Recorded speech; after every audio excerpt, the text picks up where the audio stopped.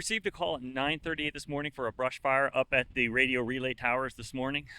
We got immediate response. It's currently about 50 acres at this point in time. We have both ground and air resources attacking the fire. We have evacuations in place. We're referring people to vcemergency.com for the most updated evacuation information. At this point in time, it's just a really windy day. What type of fire behavior are you seeing with the wind, influencing in the area? Right, so the fire started on what we understand is near the top of the mountain, and it was backing down, which burned a little bit slower. So the fire's a little hung up in that area right now as it continues to back down. It is wind driven to some extent. It's in the footprint of the Maria fire, so we expect very similar conditions as the Maria fire was under the same wind conditions and about the same dry area. And what words of advice do you have for those living in Southern California who are seeing this wind today and having that, the relative humidity in the teens? What advice do you have for them?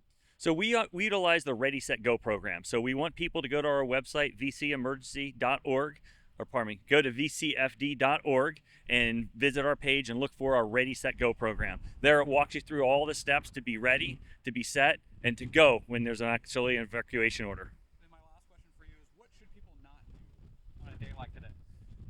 Probably the biggest thing I would recommend if you're in the evacuation area is to take heed of that advice and to evacuate. Please shut all of your doors and windows, especially that garage door. Awesome. Can you say and spell your name one more time? Sure, it's Andy Van Sciver. That's spelled Andy. Last name is one word, capital VAN, capital SCIVER.